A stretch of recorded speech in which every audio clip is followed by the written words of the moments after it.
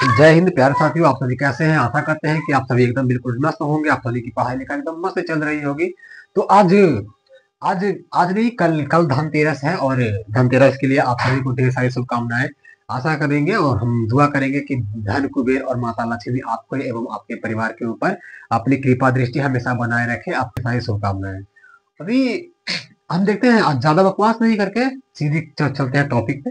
तो आज के इस वीडियो में हम जो पढ़ेंगे सवाल को, वो सवाल है, देख सकते हैं बोर्ड पे लिखा गया है। कह रहा है कि जनन क्या है और यह कितने प्रकार का होता है। मतलब ये जनन क्या है और यह कितने प्रकार का होता है। देखो दोस्त, ये क्वेश्चन जो है वो वीवीआई है। ये वीवीआई है 10th के लिए भी और 12th के लिए भी। तो आप इसको 10th के लिए भी देख सकते हैं और 12th के लिए भी देख सकते हैं। 10th वाले बच्चे भी इसको देख सकते हैं और 12th वाले बच्चे दोनों दोनों आप लोग देख सकते हैं। ठीक है, तो देखिए क्वेश्चन कह रहा है कि जनन क्या है और यह कितने प्रकार का होता है। जनन क्या है और यह कितने प्रकार का होता है। चलिए शुरू करते हैं। देखिए सबसे पहली चीज कि जनन है क्या। तो देखिए जनन क्या होता है ना, प्रत्येक जीव अपने ही जैसा संतान की उत्पत्ति के लिए एक क्रिया करता है। उस क्रिया को हम जनन कहते हैं।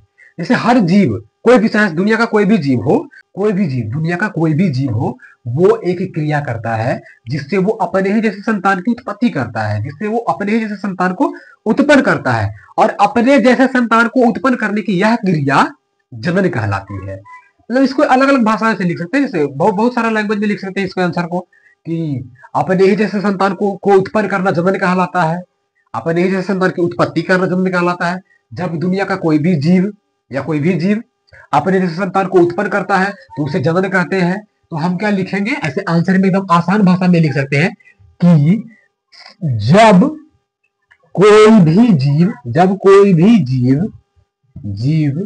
अपने ही जैसे, जब कोई भी जीव अपने जैसे जब कोई जीव अपने जैसे जब कोई जीव अपने जैसे संतान जब कोई जीव अपने जैसे संतान की उत्पत्ति कोई भी जीव अपने जैसे संतान की उत्पत्ति करने के लिए जो कार्य करता है, उत्पत्ति करने के लिए जो कार्य करता है, करता है, उसे ही तो जनन कहते हैं।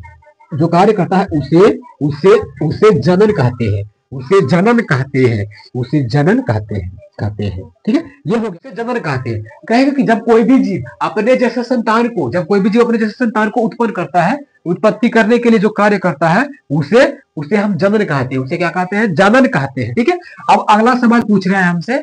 अगला सवाल क्या पूछ रहा है कि यह कितने प्रकार का होता है, ये भी हमको बताना है। तो दोस्त याद रखना, जनन जितने हमारे हाथ में मार्कर है ना, उतने ही इसका आंसर होता है। जनन बेसिकली मूल रूप से दो प्रकार का होता है। एक होता है अलैंगिक जनन, दोस्त याद रखना मेरे भाई। एक होता है अलैंगिक जनन और एक होता है लैंगिक जनन।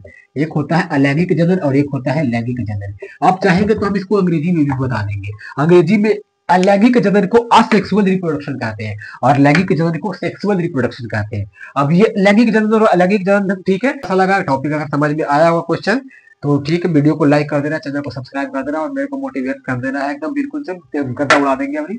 तो एकदम आपका ये 2 नंबर कंफर्म हो चुका है। बीएससीबी में 2 नंबर अगर पूछ देगा तो एकदम यही लिखना है कि जब कोई भी जीव अपने ही जैसे संतान को उत्पन्न करने के लिए जो कार्य करता है, उसे ही तो जनन कहते हैं सर जी। पूछेगा कि उसे ही तो जनन कहते हैं सर जी। तो ठीक है, आशा करते हैं कि आप सभी को एकदम टॉपिक समझ में आ गया होगा, आंसर बिल्कुल सही ढंग से समझ में आ गया होगा। तो आज के लिए इतना ही। तब तक के लिए जय हिंद, जय भारत, जय बिहार।